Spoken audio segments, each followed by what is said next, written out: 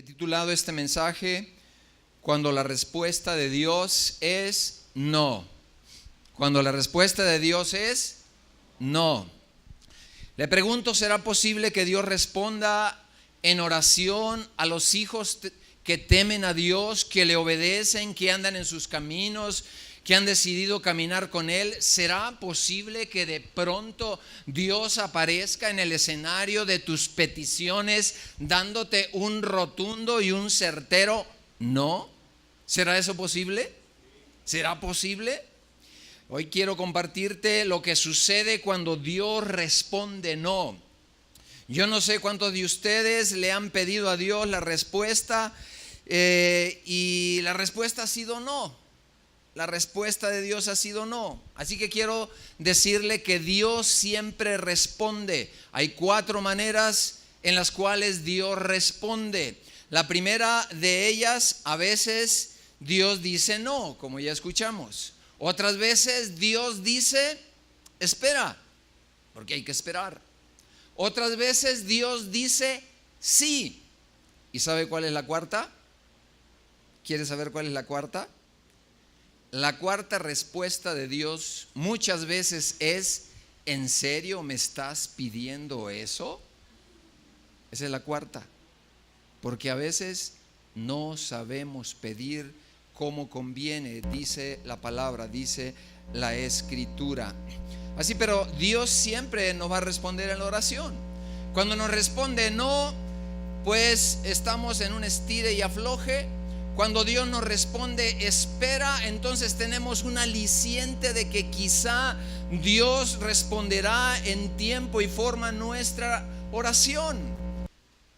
Cuando Dios nos dice no, muchas veces no sabemos. Así que he conocido a personas alejándose del Señor, yendo a distante de Dios, porque un día la respuesta de su Dios fue un rotundo no. Yo no sé si usted ha conocido, como pastores conocemos muchas personas. Empiezan bien su caminar con el Señor, pero en un momento a otro, a una petición que parecía que era una petición avalada por Dios, de pronto Dios saca el papel con una respuesta diciendo no.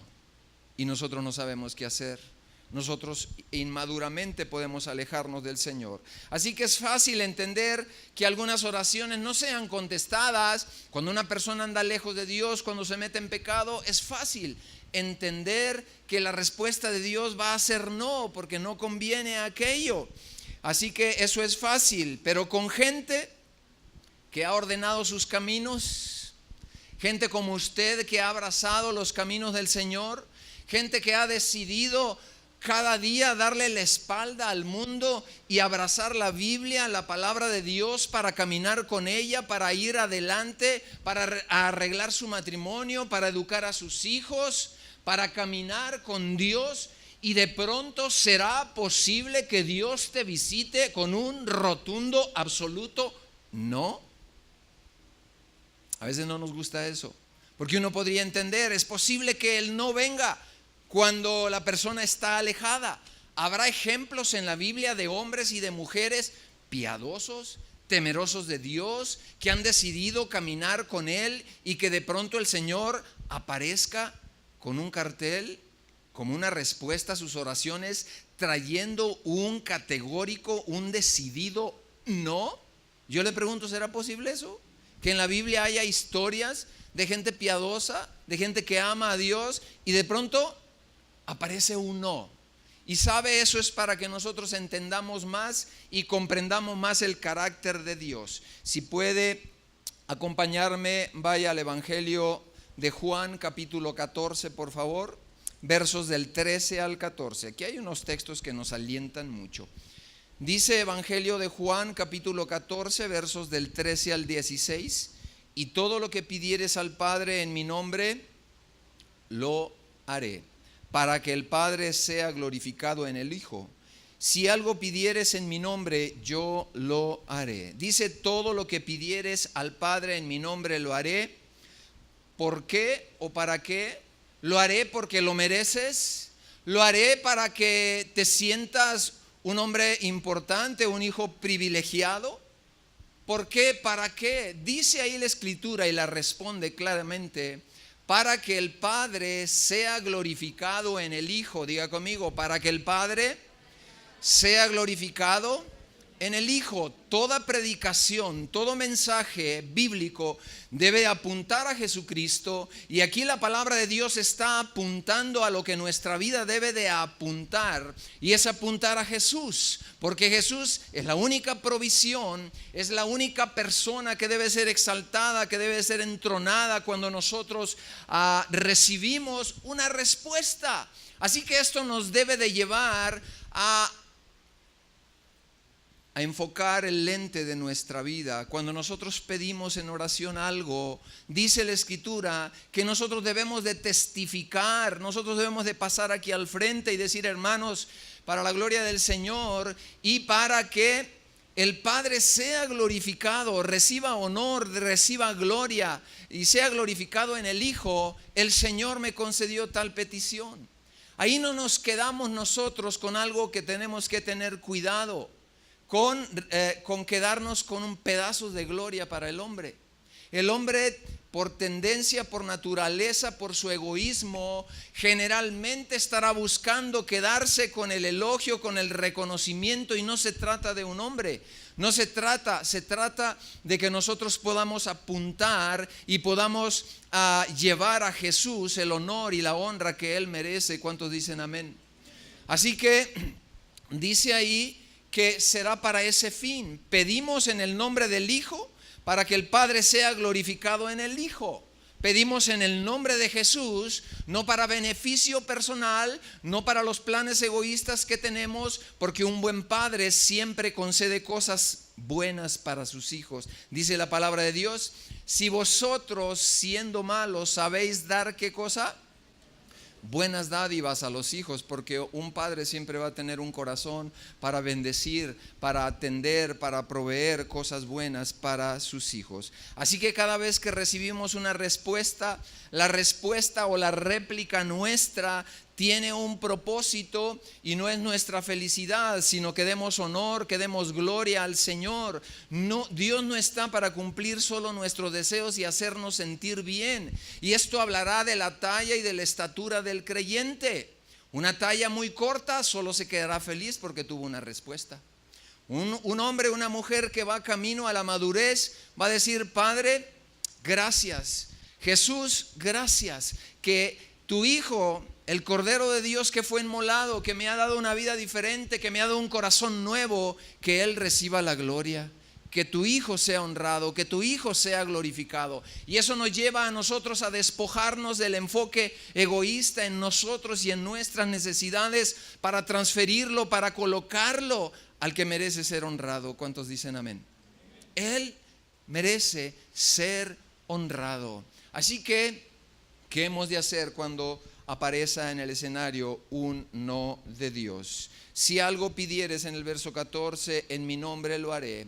Así que cuando nos dice no, que creíamos que era su voluntad, ¿qué vamos a hacer?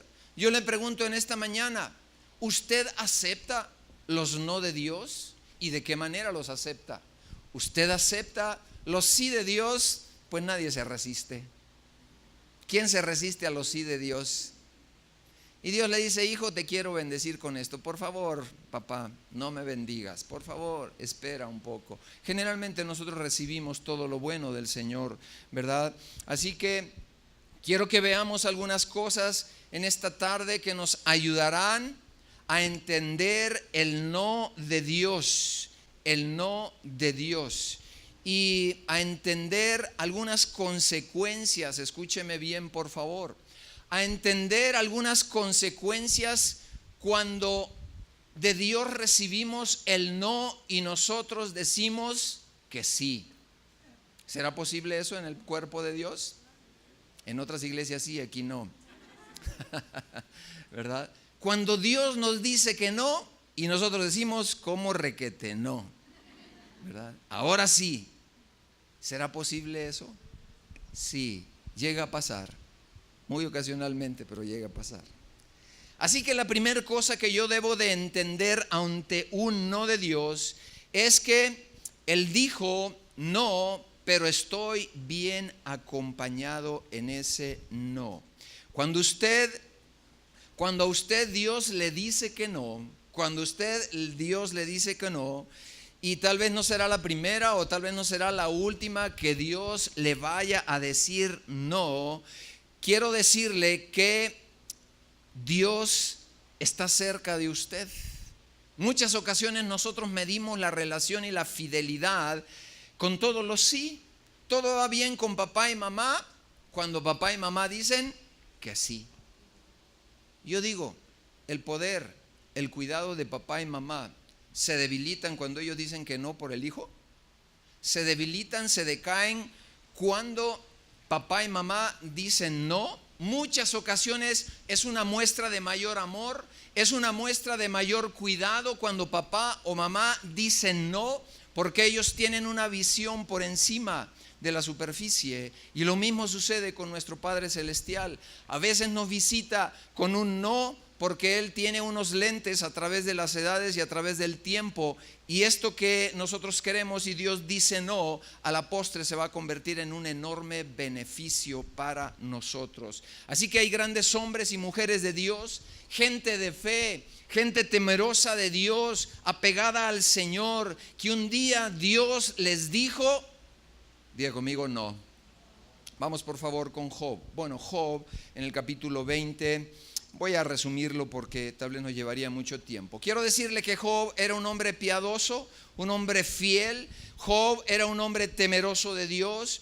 Job vivió en rectitud, caminaba con rectitud. Mas cuando el enemigo se le acerca y se acerca al trono de Dios, Dios le dice, no hay hombre más fiel que mi hijo Job. Él lo apunta. Así que Job rehúsa maldecir a Dios cuando las cosas no iban bien, cuando las cosas iban mal. Y quiero que me acompañe ahí en Job, en el capítulo 30, verso 20. Mire las expresiones de Job. Job es azotado por pérdidas diferentes, pierde su familia, pierde sus posesiones, pierde su salud. En otras palabras, Job pierde las posesiones más fuertes que hoy día un ser humano, aún sin Dios, puede atesorar. Pierde su familia, ¿verdad que es valiosa la familia? Pierde sus posesiones y pierde su salud. 3 posesiones sumamente importantes llegaron para visitarle. Y ante esas 3 pérdidas, mire la petición de Job. Dice, clamo a ti, pero no me escuchas. Me presento delante de ti, pero no me ¿qué? No me atiendes. Dios tenía un no enfrente de peticiones genuinas, de peticiones verdaderas, de necesidades importantes. Y nosotros podemos leer esto, pero nosotros no nos podemos identificar con Job. ¿Sabe por qué? No nos podemos identificar con Job porque tal vez no hemos perdido la familia que Job perdió. Tal vez no hemos perdido las posesiones que Job perdió. Tal vez no hemos perdido la salud física que este hombre un día le fue arrebatada de la nada. En un abrir y cerrar de ojos, las posesiones más importantes, llámese familia, llámese posesiones materiales, llámese salud, se esfumaron. Así. Entonces él tiene un Dios vivo, verdadero, al cual él se acerca confiado en toda plenitud de fe y de confianza que Dios le responderá porque él es un hombre piadoso. Se acerca, le pide, le pregunta, se acerca a él y encuentra el no de Dios. Y entonces nosotros decimos, aquí, ¿qué está pasando? Encuentra el no de Dios. Y al final de la historia, Dios es honrado y es glorificado por medio de un no en la vida de un hombre piadoso, de un hombre temeroso de Dios. Dice la historia que Dios le da mucho más de lo que se había perdido.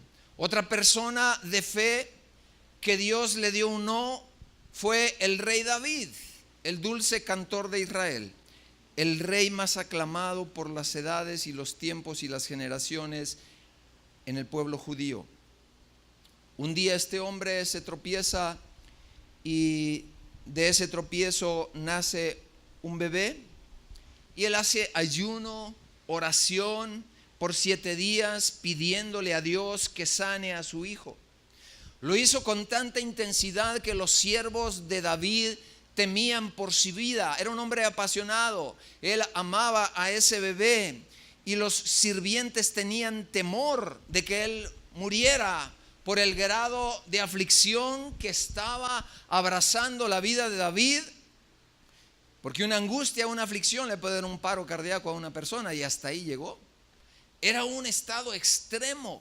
Y aquí se acerca David a su Dios para decirle y clamarle y decirle: Dios mío, necesito tu intervención de una manera especial, de una manera sobrenatural. Ven con tu mano y restaura y sana a mi hijo. Le voy a leer brevemente 2 de Samuel 12 del 16 al 19. Dice: y David rogó a Dios, rogó a Dios por el niño, y se negaba él a comer y a beber. Se fue a su casa y por las noches se quedaba tirado en el piso, en el suelo, clamando, gimiendo a Dios. Estaba desconsolado. Los ancianos líderes de la familia de David iban a verlo y trataban de levantarlo, pero él se negaba a levantarse y a comer con ellos.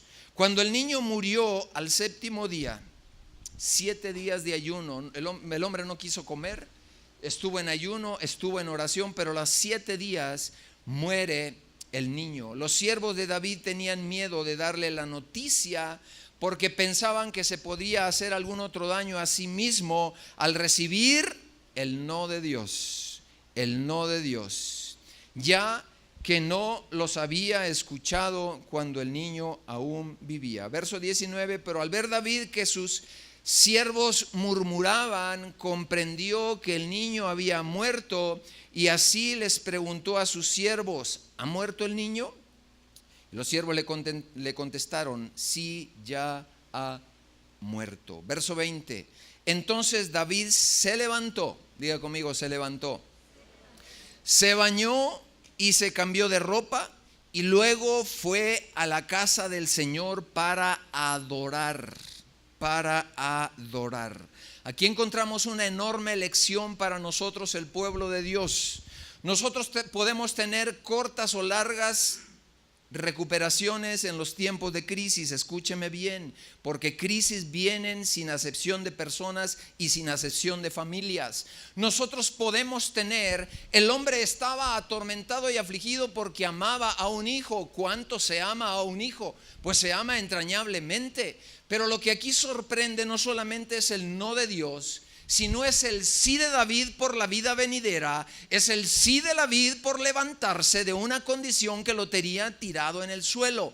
Nosotros debemos de considerar que las crisis, nosotros tenemos opciones de cómo responder, y aquí tenemos una inspiración, porque esto es una inspiración verdadera para nosotros, que cuando viene el no de Dios, y sobre todo cuando viene una condición trágica, porque la muerte de un ser querido no es una condición mínima, es una condición altamente trágica. Y este hombre tiene un corto periodo de recuperación. Dios le da eso. Y yo quiero decirte que muchas veces dependerá de nosotros los periodos de ¿qué? De recuperación. Si son largos, es posible que te amargues. Es posible que la amargura por la pérdida no se asimile correctamente. Toda pérdida pasa por un duelo. Y es normal que pasemos un tiempo con el duelo. La primera respuesta al duelo es el shock. No lo podemos creer. Después viene el enojo, viene la ira, viene la frustración, viene una condición muy desagradable, viene el estado depresivo que puede atrapar a la gente a veces por muchos años y por mucho tiempo. Y aquí encontramos a un hombre teniendo un periodo muy corto de recuperación. Dice el Señor que Él estará con nosotros en los tiempos difíciles, estará en los tiempos de crisis.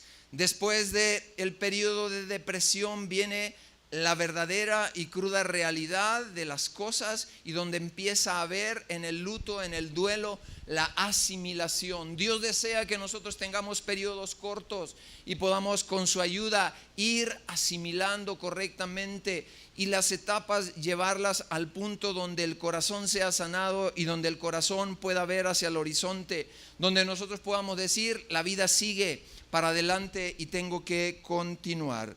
Así que otro ejemplo que tenemos, segunda carta a los Corintios, capítulo 12, el gran apóstol Pablo, un hombre obediente a Dios, ciertamente fue un rebelde, fue un hombre contrario a la causa del evangelio, fue un hombre contrario a los planes de Dios, pero una vez que Dios lo toca, lo transforma, lo trae a los caminos de Dios, lo coloca ahora como un faro, lo coloca con una misión específica. El hombre ya se enderezó, el hombre ya está caminando con Dios y de pronto aparece un no de Dios, al parecer en su salud. Así que en la segunda carta a los Corintios, capítulo 12, versos del 7 al 9 dice: y para que la grandeza de las revelaciones no me exaltasen desmedidamente, me fue enviado un aguijón a mi carne, un mensajero de Satanás que me abofetee, para que yo no me enaltezca sobremanera. Verso 8: respecto a lo cual 3 veces he rogado al Señor que lo quite de mí. Yo no creo que hizo 3 oraciones, yo creo que oró muchas, pero muchas veces. Verso 9 dice: me ha dicho, bástate mi gracia. Aquí encontramos el no de Dios. Bástate mi gracia, porque mi poder se perfecciona en la debilidad. Por tanto, de buena gana, subraye de buena gana, y aquí encontramos un bagaje, una herramienta útil que nosotros tenemos que colocar, que nosotros tenemos que aprender. Diga conmigo: a los no de Dios se les responde de buena gana. A los no de Dios se les responde de buena gana, no de mala manera. Aquí ya tenemos a un hombre tratado por las circunstancias. Aquí tenemos a un hombre caminando en talla y en estatura mayor cada vez. Y aquí se topa con algo, y yo quisiera decirle para las pulgas de Pablo, tal vez una enfermedad, tal vez una condición de dolor físico. El hombre era colérico.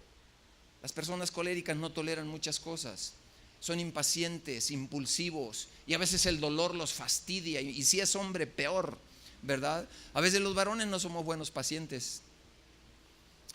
Se enferma el hombre en la casa y es como si se enfermara un niño chiquito. Algunos pueden decir amén, otros son bien valientes, ¿verdad?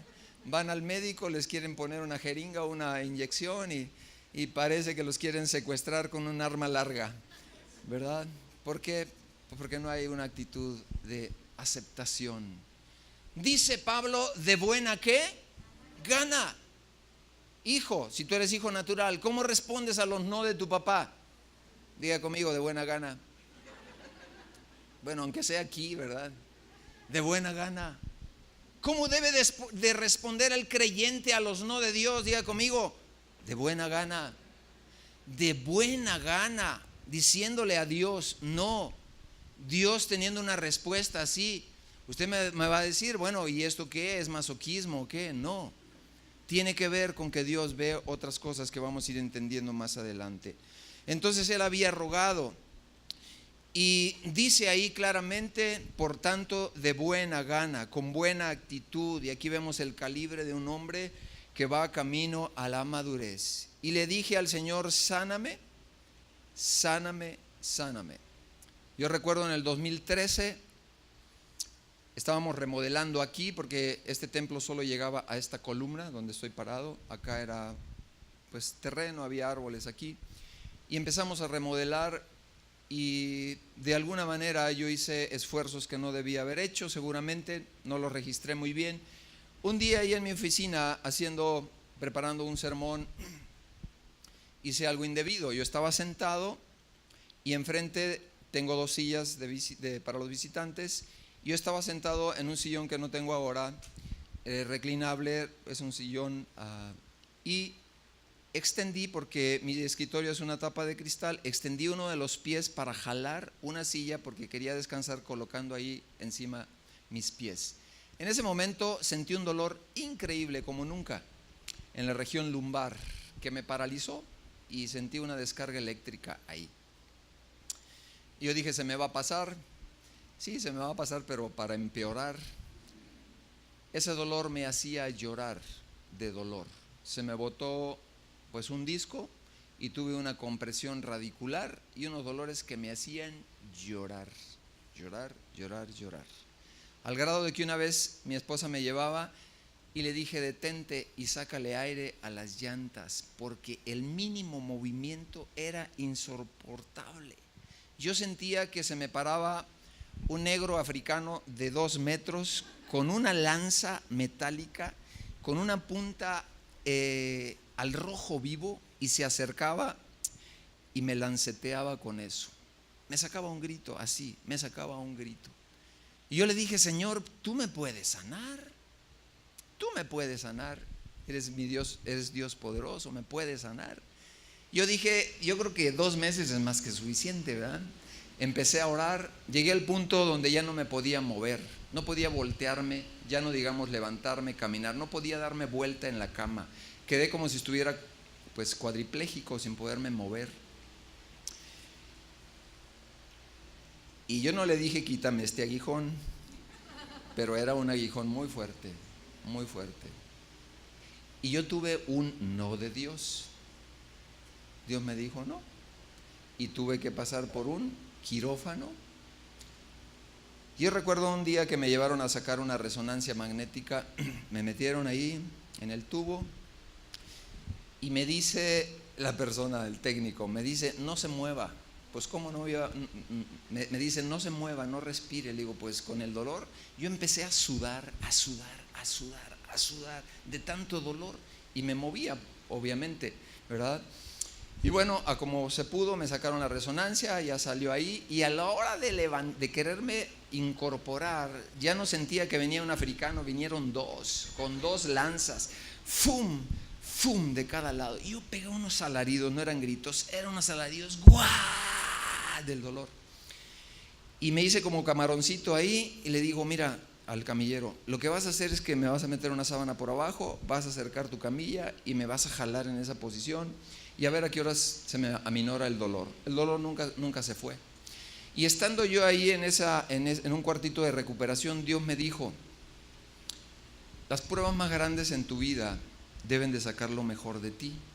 Y entre más duros sean los golpes, mayor debe ser el beneficio que tú debes de sacarle a las circunstancias que estés atravesando. Y yo dije, ya entendí, ok. Mandé llamar a un camillero, le dije, ven. Me dice, ¿qué necesita?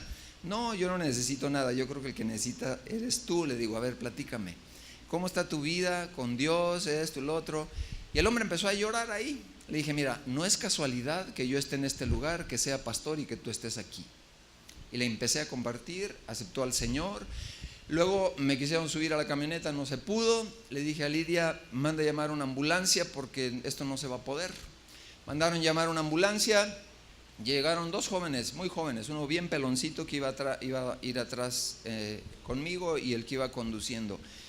Y le digo al que iba conduciendo, por favor, te voy a pedir un favor, quiero que te vayas como a 20 de velocidad de aquí hasta casa, porque cualquier movimiento esos africanos llegaban. Entonces, pues eran dolores terribles. Y se sube el peloncito ahí atrás, íbamos Lidia y yo, y le digo, ¿cómo te llamas? Dice, me llamo Daniel. Y le digo, ¿y sabes tú quién fue el Daniel de la Biblia? Dice, ¿fue el que mató a Goliat? Le digo, no, se parece, se parece porque empieza con esa letra, pero no fue ese. Y ya le empecé a platicar la historia, y antes de llegar a casa también aceptó a Cristo. Se metieron de reversa ahí en el coto, en su casa, que es una casa pequeña donde vivimos, y mi estar ahora y mi recámara iba a ser la sala porque yo no podía subir, y me bajan, me colocan ahí en un reposet. Y ya se iba, y le digo, háblale a tu amigo que venga, el que venía conduciendo. Le digo, te quiero agradecer mucho porque sí lo cumpliste, se fue muy suave, no me afectaron los golpes, los baches, y en fin. Le digo, pero ¿qué crees? Dios a ti te anda buscando. No es casualidad que tú me hayas traído, que yo sea pastor. En tu casa hay necesidades con tu familia, con tus hijos, con tu esposa. Y Dios anda buscando el corazón tuyo y el corazón de tu matrimonio. ¿Quisieras hacer un compromiso de caminar, de conocerlo, de abrir tu corazón a Cristo? Sí, ándele pues. Hicimos una oración, aceptó a Cristo. ¿Qué te trato de decir con esto? Todos los no de Dios pueden tener que ver con crisis mayores o menores, pero Dios desea que tú y yo le saquemos un espacio para reconocer, primero, que es una oportunidad, y segundo, que Dios puede ser glorificado, y que el no de Dios, aunque no lo entendamos, tiene consecuencias eternas para bien. Difícil de entender lo que te estoy diciendo, pero es una realidad. Vamos a Lucas 22 del 39, capítulo 22. Aquí encontramos al Hijo de Dios, a Jesús, el Cordero de Dios en la tierra, teniendo un no del Padre. Dice la Escritura, diciendo: Padre, si quieres, pasa de mí esta copa, pero no se haga mi voluntad sino la tuya. Y se le apareció un ángel del cielo para fortalecerle, y hasta ahí me detengo. Quiero decirte que en medio de las crisis más fuertes, de los no de Dios, de las angustias, hay movimiento angelical a tu favor. Hay movimiento en el cielo y en la tierra a favor de los hijos que caminan en rectitud, que caminan apegados al Señor, que aman al Señor, que son temerosos de Dios. Movimiento angelical para fortalecer a su hijo. Y yo te digo, lo mismo sucede muchas veces con tu vida y la mía. Yo no sé cómo te han encontrado crisis en la vida, situaciones adversas, y tú y yo no podemos ver lo espiritual, pero en lo espiritual muchas veces Dios mandará a sus ángeles para que te fortalezcan, para que te cuiden, para que estén cercanos, para que te ministren, para que venga el Espíritu de Dios y te fortalezca y te traiga ánimo y aliento. Y esto debe de motivar tu vida y mi vida. Movimiento angelical en medio de los no de Dios para fortalecerte y tú puedas resistir el no de Dios, y también puedas pasar al otro lado de la prueba, puedas brincar esa cosa que te está ahogando, ese mar tal vez que quiere ahogarte, o ese fuego que quiere quemarte. Y Dios dice: el fuego no arderá en ti. Cuando pases por el fuego en ti no va a encontrar combustión para destruirte. Las pruebas que pasarás en la vida no son para destruirte. Voy a enviar ángeles, voy a tener una operación especial en tu vida con los tuyos, para protegerlos, para bendecirlos, porque tengo un fin, y ese fin de tu vida, ese fin de los tuyos, es un buen fin, es una promesa que tengo para ti. Así que nosotros tenemos que entender que no solamente estamos bien acompañados, Jesús estaba bien acompañado, sino que había ángeles para fortalecerlo en medio de la debilidad, en medio de la situación. Así que cuando Dios dice no, usted estará en el club de Pablo, en el club de Job, estar en el club de Jesús, de Cristo mismo. Y lo primero que quiero decir es que cuando Dios dice que no, es que usted está bien acompañado y hay operación angelical alrededor suyo. ¿Cuántos dicen amén? Así que la primera cosa que aprendimos hoy es que lo que sucede cuando Dios dice no, es que Dios tiene cuidado a pesar de que tú no logras alcanzar a ver las circunstancias. Pero hay situaciones cuando Dios dice no, y esta es la segunda cosa que usted va a aprender en esta tarde. Cuando Dios dice no y nosotros decimos sí. Acompáñeme por favor al Salmo 106, versos 13 al 15. Aquí habla la historia del pueblo de Dios. Dice: bien pronto olvidaron sus obras. Salmo 106, versos del 13 al 15. No esperaron su consejo, se entregaron a un deseo desordenado en el desierto y tentaron a Dios en la soledad. Y Él les dio, ¿qué cosa? Lo que pidieron. No les convenía, pero insistieron tanto y tanto y tanto que Dios les dio a ellos lo que pidieron. Pero viene algo muy grave enseguida. Y dice: mas envió, ¿qué cosa? Mortandad sobre ellos. Le pregunto, ¿se puede usted salir con la suya? Pedir, pedir, pedir, pedir lo que no conviene, lo que no conviene. Diga conmigo, sí. Hasta que Dios lo suelta.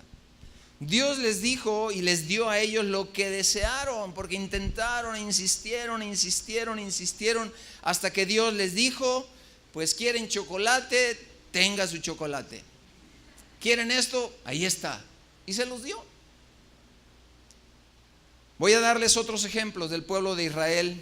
El pueblo de Israel llega un momento en que le dice, nosotros queremos un rey como tienen todas las naciones del mundo. No queremos ser diferentes. Dios les había dicho, yo seré para ustedes su rey. Y es la mejor opción que pueden tener. Es la mejor reconvención, la mejor rumbo, la mejor dirección. Viene de que yo sea su rey. Se fastidiaron, dijeron no. Nosotros queremos ser como los vecinos. Nosotros queremos ser como las naciones vecinas. Por favor, entréganos, ¿qué cosa?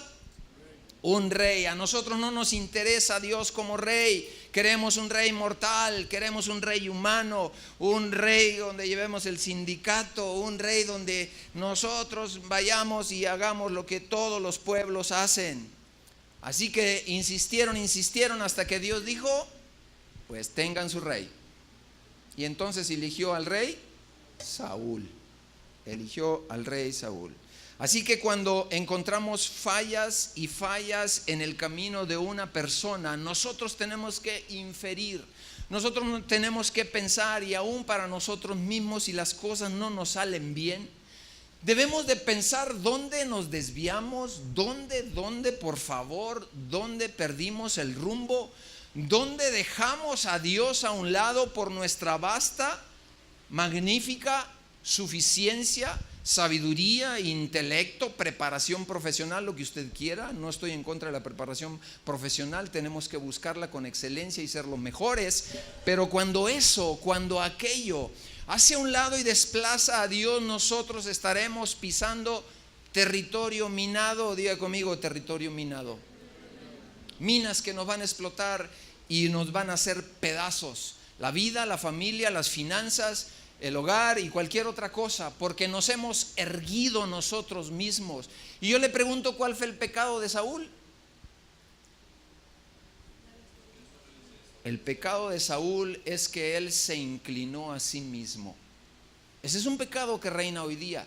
Como pastor, una persona sí, usted se puede inclinar a sus propios razonamientos, a su propia sabiduría, a sus propios logros, a lo que yo pienso, a lo que yo quiero, como yo quiero las cosas. Y Dios dice, no es así, por favor. Mi reino y mi camino al cual te he llamado no es así. Es un reino y es un camino totalmente diferente. Te voy a dar otro ejemplo que es muy patético en la Biblia. Un ejemplo muy especial, y te voy a demostrar algo muy poderoso. En el libro segundo de Reyes, capítulo 20, te voy a contar primero la historia y tú la vas a conectar porque la conoces seguramente. El rey Ezequías era un hombre piadoso, un hombre temeroso de Dios. Se cuenta entre los pocos y escasos reyes que hicieron la voluntad de Dios, bendiciendo y gobernando al pueblo judío. Un hombre temeroso de Dios, agradando a Dios, haciendo la voluntad de Dios, apasionado por Dios, apasionado por sus planes, por sus propósitos, por sus estatutos, sus normas y su estándar de vida. Y dice la escritura en segundo de Reyes 21, y en aquellos días Ezequías cayó enfermo de muerte, y el profeta Isaías, hijo de Amós, fue a verlo, lo visitó. No era muy grata la visita porque le dijo así: ordena tu casa porque vas a ¿qué? A morir. Está enfermo y las puras visitas que tiene le dicen que se va a morir, pues oiga, poco aliento, ¿verdad? Le dice, ya no vivirás, así de claro, ya no vivirás. Qué palabras tan tremendas, ¿verdad? Y le dice, te vas a morir. Son tus últimos días. Verso 2, léalo por favor. Entonces Ezequías el rey dice la escritura que volvió su rostro a la pared y oró con todo su corazón a Jehová, al Dios eterno. Te ruego, Jehová, que hagas memoria de que he andado fielmente delante de ti con corazón íntegro, que he hecho las cosas que te agradan, Dios, he caminado contigo. Y ahí este rey Ezequías lloró amargamente. Lloró, ¿verdad? Y entonces aquí encontramos a un hombre resistiendo una noticia a través de la fe, a través de su Dios, a través del recurso más importante que él tenía en ese momento. Él no pensó ir a ver a un médico, tal vez ya los había visto. Está aquí aplicando algo especial, sumamente especial, aplicando un recurso de apelación ante su Dios, diciéndole: por favor, yo he caminado así, yo he caminado de esta y de esta otra manera.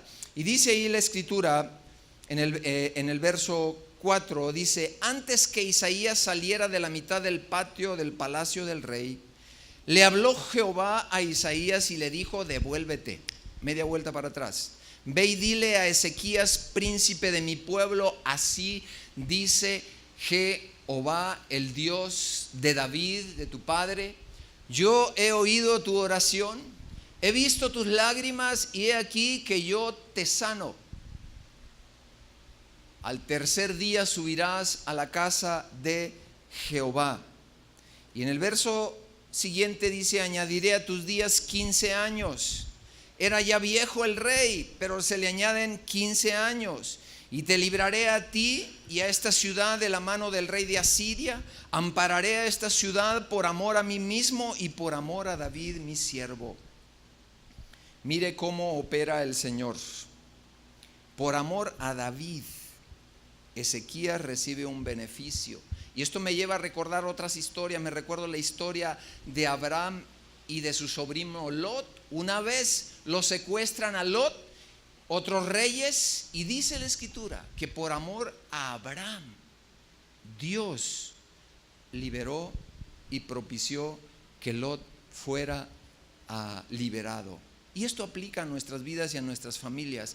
Por amor a ti, es muy probable que Dios esté haciendo una obra en los tuyos, una obra en tu familia, una obra en tus hijos, una obra en tus parientes, una obra en tus jefes, en tu trabajo, en diferentes lugares, porque hay un hombre recto, hay una mujer recta en esa empresa, en ese lugar, en ese negocio, que ama a Dios. Y tú eres un faro, tú eres una luz que Dios ha colocado y decidido llevarte a un lugar, a una ciudad, a un puesto, a una escuela, a una oficina.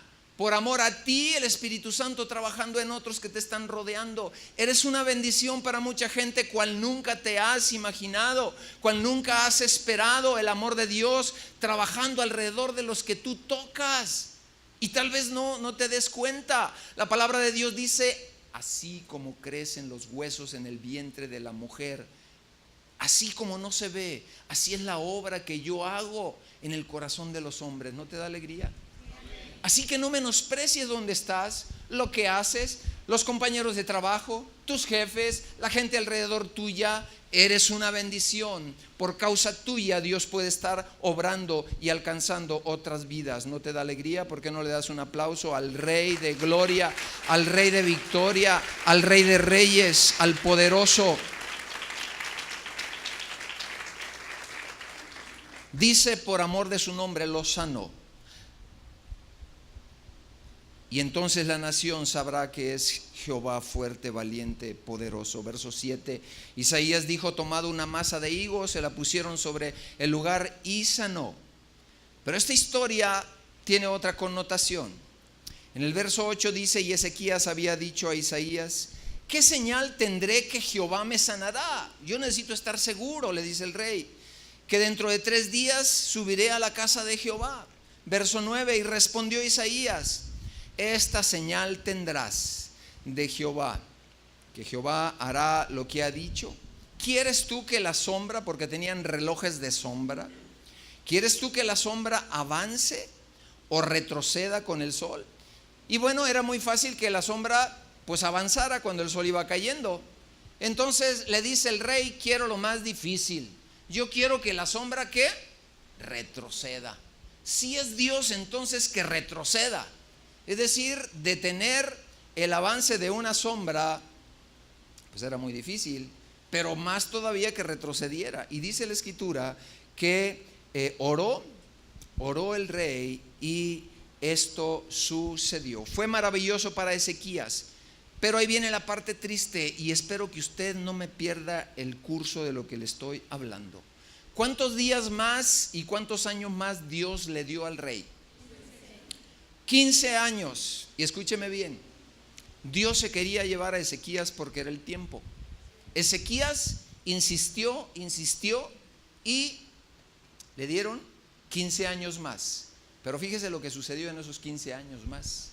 En esos 15 años más se levanta su hijo, el hijo de Ezequías, llamado Manasés, que se convierte en la antítesis total del rey y hace todo, absolutamente todo lo malo delante de los ojos de Dios. Y aquí nosotros encontramos una grandísima enseñanza. Dios se lo quería llevar aquí a Ezequías para que aquel mal que habría de levantarse no llegara. Se pide, se ora, Dios contesta, pero al mismo tiempo empieza a ver y a gestarse una condición que había de llevar cautivo al pueblo judío por cantidad de años, porque les empieza a enseñar todo lo malo. Su hijo empieza a enseñar sacrificios de bebés a todos los falsos dioses paganos. Los dioses paganos tenían ahora bebés sacrificados. Hace todo lo contrario. Entonces Dios había dicho: es tiempo de que te vengas, Ezequías. Ezequías dice: no, está muy bonita la tierra, me gusta mucho ese rey, déjame otros años. Dios se los deja, pero Dios no se había equivocado en llamarlo en el tiempo adecuado. Se habría quitado y ahorrado la esclavitud de una nación. La esclavitud de una nación. Eso nosotros no podemos verlos, amada familia. No podemos ver que cosas malas puedan tener una connotación, que a los ojos, a los lentes de Dios, a la óptica de Dios por venir, será un beneficio que no entendemos, donde Romanos 8:28 se encarna en la vida del creyente. Porque Romanos 8:28 dice, ¿qué dice? A los que aman a Dios, todas las cosas les ayudan a bien, aquellos que han sido llamados conforme a su propósito. Entonces se nos abre un panorama especial, se nos abre un panorama increíble, como Dios, conocedor de todas las cosas, era tiempo de llevarse a Ezequías, se ora, se pide, taca, y no se lo lleva, y en esos 15 años se levanta una cosa terrible, una cosa tremenda. Así que cuidado con lo que usted pide, ¿verdad? Porque puede ser que ahora convenga, pero 10 años las consecuencias que habrá serán posiblemente no adecuadas. Por eso tenemos que buscar al Señor de todo nuestro corazón y pedirle al Espíritu Santo que nos guíe. Si la respuesta es no, si tenemos no de Dios, Señor, tenemos que decirle: yo voy a confiar en ti, yo voy a confiar en ti. Manasés logró por 15 años llegar al trono y llevar al pueblo a la destrucción. Yo le pregunto: ¿quién le podrá ganar a los planes de Dios? ¿Por qué renegamos cuando no entendemos los no de Dios? ¿Nos parece malo? Quiero decirte que Dios ya fue y vino al futuro de tu vida, al futuro de tus hijos, al futuro de tus nietos, y muchas veces la respuesta puede ser una prueba que Dios te mande para que tú la resistas con fe, y está bien. Y es probable que Dios te traiga un milagro, y no siempre opera lo que estamos diciendo ahora. Solo te lo coloco como un simple ejemplo. Habrá ocasiones que tengas un reto de fe y tú te mantengas y tengas la victoria y todo sea bien y sea bendición. No siempre opera en el sentido contrario, ¿verdad? Así que quiero decirte que la primera cosa que hoy aprendimos es que cuando Dios dice no, es posible que esté mandando ángeles, es posible que Él te esté acompañando para fortalecerlo, pero termino con una situación todavía más fuerte de lo que usted ha escuchado. ¿Qué pasa cuando Dios dice no y nosotros decimos que sí? Adoramos a dioses paganos, Los dioses paganos más fuertes hoy día, ¿sabe cómo se llaman? Ideologías. Las ideologías están surgiendo a lo largo de las naciones, maneras y formas de pensar contrarias a los valores de Dios, contrarias a sus planes, para que el hombre se postre hacia ella.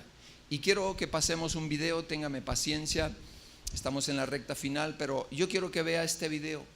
Habremos llegado a tiempos donde los hombres, por decir no, estarán tan extraviados. Si me apagan esta luz podemos ver mejor.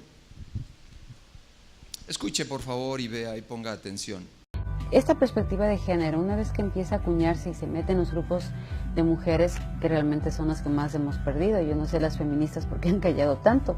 Hemos luchado tanto por tener derechos iguales a nivel social, y a la hora de la hora nos han dicho, ya no existe ni hombre ni mujer, desaparece absolutamente todo, y ahora los grupos LGBTI son los que comandan absolutamente todas estas leyes.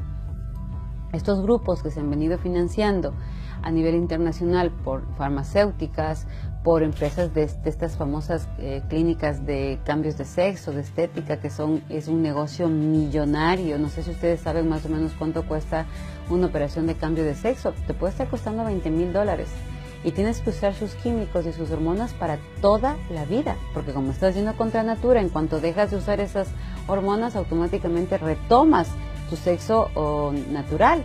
Entonces ellos lo tienen que usar para toda la vida, así que el negocio es redondo. Te doy hormonas para toda la vida y además te ofrezco cambios de sexo, te ofrezco ponerte, quitarte, acomodarte, bigotitos, cejitas, implantes. O sea, es todo un negocio que no para nunca, porque son cremas, son geles, son hormonas, son operaciones, son implantes. Hay de todo. Y ahí los únicos que ganan son, como siempre, estas empresas que nos llevan a estas leyes, y quienes pierden, nosotros como seres humanos, que vamos terminando pero destrozados. Y una de las cosas que estamos viendo ahora es que antes hablábamos de que existían 5 sexos, ¿no es cierto? Es lo que decía la perspectiva de género. Ya hemos quedado, y lo hemos dicho en el programa anterior, existe un solo género, el género humano, y existen 2 sexos, el masculino y el femenino.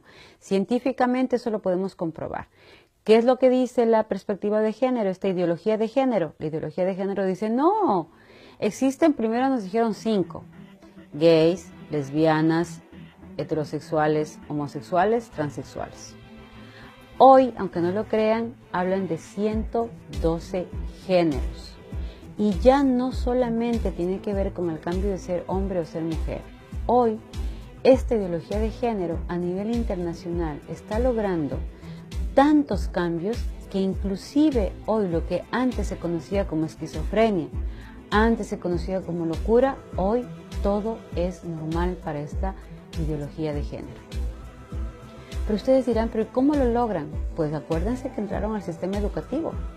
Lo primero que hicieron fue decirnos que estábamos a punto de convertirnos en genocidas contra estos grupos, que éramos tan malos, una sociedad tan perversa, que necesitábamos blindar a los grupos LGBTI del ataque de los otros seres humanos, porque estaban a punto ellos de convertirse en víctimas de un genocidio, cosa que no era verdad. En mi tiempo, en el tiempo de todos, ha habido personas que tenían atracción al mismo sexo, porque así se llama esta disfunción emocional, atracción al mismo sexo. Ha habido, y asimismo, así como es una alteración emocional, como es un daño emocional, como todo daño emocional, puede ser acompañado, puede ser sanado. Entonces, una vez que se dio estos cambios, ¿qué es lo que hicieron? Hicieron una gran campaña a nivel del arte, de la música, de la cultura, y se metieron en las escuelas de nuestros hijos, se metieron en la televisión, se metieron en el cine, se metieron en las actividades artísticas, y este cambio cultural, ¿qué es lo que nos decía? Todo se vale. Y aquel que se oponga a este cambio es un retrógrado, es un fundamentalista, es un conservador, es un moralista. Entonces hay que acabar con todos estos grupos conservadores de extrema derecha, moralistas, fundamentalistas, porque ellos son los malos. Entonces dividieron, como toda política que busca poder, igual que lo hizo el comunismo, igual que lo hizo el socialismo, lo que hace es dividir. Divido a los buenos de los malos, divido a los hombres de las mujeres, divido a los niños de los adultos, divido a los hijos de los papás. Y ahora divido a los que creen en la naturaleza y a los que no creen en la naturaleza. Una vez que yo hice esta división, empiezo a decir quiénes son los buenos y quiénes son los malos. Los buenos son todos aquellos que están de acuerdo con lo que esta perspectiva de género dice. Todos aquellos que dicen, sí, ya no nacemos hombre y mujer, ahora todo el mundo puede hacer lo que le dé la gana con su cuerpo, todo el mundo tiene el derecho de hacer de su vida lo que le dé la gana, y si es feliz, no importa, ellos son los buenos. Los malos son aquellos que dicen, oiga, científicamente la única manera de nacer es hombre o mujer, la única manera de que la especie humana no desaparezca y podamos tener más seres humanos es entre un hombre y una mujer. El matrimonio vale la pena porque ampara a los hijos, ampara a la familia, genera sociedades mucho más sólidas, mucho más fuertes, mucho más fructíferas, económicamente mucho más rentables. Esos son ahora los malos. Entonces, una vez que ya dividí, empiezo a bombardear a la sociedad con una serie de mensajes en donde digo, cuidado con este grupo malo, es peligrosísimo, no les crean, ellos están equivocados, ellos atentan los derechos, ellos no tienen derecho a hablar ni a participar, y empiezo a crear una serie de leyes en donde a los buenos hay que blindarles. Entonces nadie puede hablar en contra de esta perspectiva de género, nadie puede opinar en contra de esta perspectiva de género, y aquel que levante la mano en contra de esta perspectiva de género, automáticamente hay un marco legal que le dice a la cárcel, multas, prohibiciones, se cierran colegios, padres de familia van a la cárcel, grupos de familia, grupos pro vida empiezan a ser atacados, a ser vulnerados, y ahí sí nadie dice nada, porque como son los malos, a los malos hay que eliminarlos. Y con esa filosofía y con esa ideología empiezan a implementar todas sus leyes. Ahora, ¿es verdad que lo que buscan es acompañar a estos grupos o quieren un cambio social de destrucción del ser humano? Les voy a dar algunos casos solamente para que vean ustedes hasta dónde llega esta famosa perspectiva de género. Canadá. En Canadá hay un hombre de 56 años que, amparado en la ley de perspectiva de género, actualmente se ha declarado una niña de 4 años. Él tiene 56 años, tiene 6 hijos, legalmente estaba casado, pero como ya no es un hombre de 56 años, hoy se ha declarado un transedad porque ya ahora tiene 4 años y un transgénero porque ya no es hombre sino mujer, hoy este señor que se cree niña de 4 años, como ya murieron sus papás, hasta el Estado le declaró en abandono. Entonces, legalmente, la transedad y el transgénero ha hecho que este señor se crea niña de 4 años. Se le declara en abandono, y no solo eso, sino que se le declara en adopción, y ha sido adoptado por una pareja que ya había adoptado una niña, una pareja de lesbianas, adopta una niña, ahora adopta a este señor que se cree niña de 4 años, y sacan videos muy simpáticos, en donde este señor que se cree niña de 4 años con su trajecito, su vestidito, sus cositos en el pelo, su vestidito rosado, está jugando al tecito con una niña de 4 años que supuestamente es su hermana, legalmente es su hermana, y eso es legal, y además la sociedad lo tiene que ver como normal porque está en el marco de la perspectiva de género. Si alguien se opone a eso, va a ir a la cárcel, pero sin embargo la pregunta es, ¿qué tan bien era esa niña? A la nena, a los hijos, ¿cómo le habrá sentado que de pronto su papá de 56 años ahora sea una niña de 4 años? Ahí sí nadie se preocupa por eso, porque como él se siente lo que él quiere ser y así es feliz, entonces fíjense. Otro caso, hay un grupo actualmente en Estados Unidos que está peleando por la transraza, amparados en las leyes de perspectiva de género, ya no quieren ser anglosajones, ahora quieren ser afroamericanos.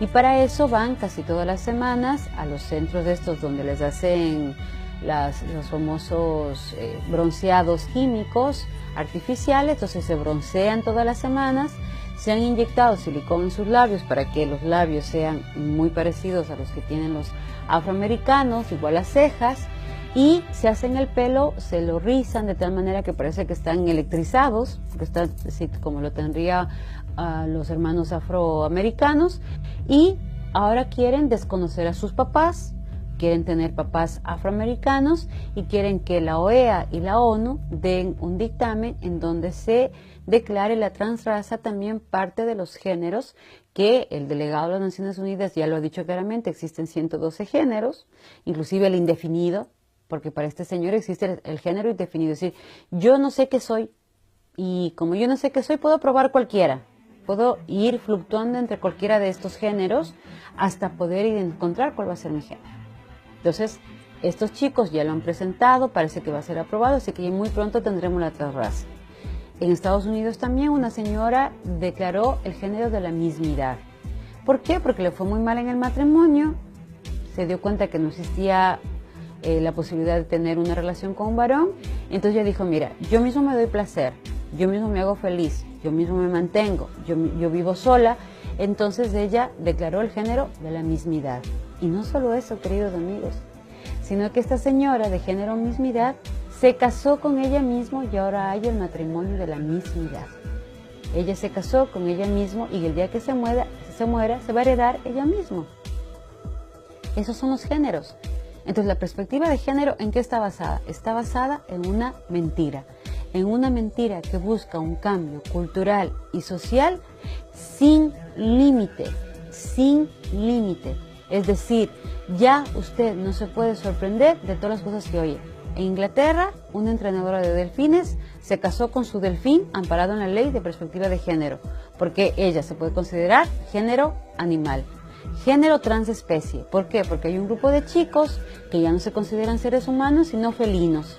Entonces se operan los pómulos, se ponen lentes de contacto para que sus ojos tengan la misma imagen como tienen los felinos, se ponen estos aparatos que se ponen ahora en la cara, se ponen bigotes, se afilan las uñas, se suben los pómulos. ¿Por qué? Porque ya no son humanos, son género transespecie. Entonces la pregunta es, ¿usted quiere eso para sus hijos? ¿Usted quiere eso para su familia? ¿Usted quisiera que su hijo mañana venga y diga, ¿sabe qué, mamá? Ya no soy persona, ahora soy perro, y a partir de ahora voy a ladrar? Y que usted le diga, mijito, vamos a un psicólogo, estás mal, tú no eres un perro. Y que su hijo le siga a usted un juicio porque está atentando su identidad, porque está atentando su género. Eso es lo que está pasando ahora. Hay padres de familia que están siendo encarcelados, como en Alemania, como en Canadá. ¿Por qué? Porque se oponen a que sus hijos les digan que no existe eso. Porque se oponen que a sus hijos les metan este tipo de barbaridades en su cabeza. Queridos amigos, no podemos jugar al rey que sale a la calle desnudo y que la gente le diga que está vestido por quedar bien con el rey. No podemos jugar a eso. Tenemos que ser como esos niños sinceros que le dijeron al rey, oiga rey, usted está desnudo. Y es lo que tenemos que hacer.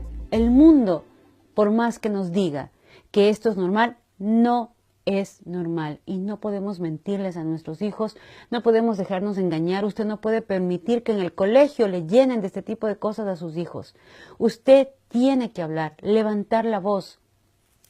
Todo esto está llegando al punto que está llegando porque usted y yo no hablamos, porque usted y yo no estamos diciendo las cosas como son, porque usted y yo estamos ganando mucho dinero, llenándole de cosas muy bonitas a nuestros hijos, comprándoles muchas cosas que ni siquiera necesitan y dejando que el mundo les diga lo que les dé la gana. Es preferible que su hijo deje de tener el iPhone de moda, el pantalón de moda, las cosas de moda, pero que estén en su casa siendo cuidados y atendidos desde una familia conformada por papá, mamá e hijos. Yo no sé si a ustedes te lo parece normal, nos pudiera parecer ahorita una exageración, pero esto es cosa de tiempo y circunstancias para que llegue a nuestro país. Aberrante, género de mismidad, un género que ya no quiere ser adulto, ya no quiere ser, ojalá se pudiera regresar a los 4 años, ¿verdad? Y usted dice, pues, la eterna juventud, pero hay una maquinación diabólica detrás de todo esto y usted lo tiene que discernir espiritualmente. Termino con una lectura en Jeremías, y esa lectura es para nosotros, Jeremías 2.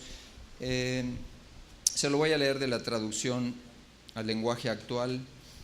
Le dice Dios: Jeremías, ve y diles de mi parte a todos los habitantes. Yo coloco aquí en lugar de Jerusalén a todos los habitantes de Guadalajara o de México, y sobre todo a su iglesia.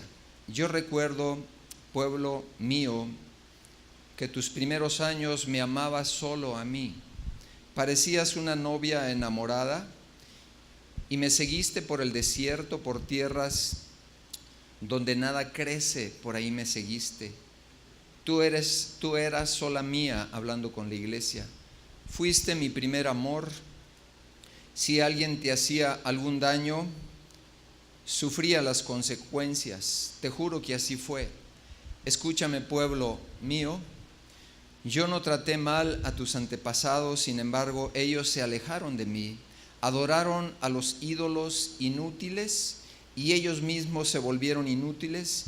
Jamás preguntaron por mí, a pesar de que yo fui quien los libertó de Egipto, quien los llevó por el desierto, por un terreno seco, pedregoso, donde nadie pasa y donde nadie vive.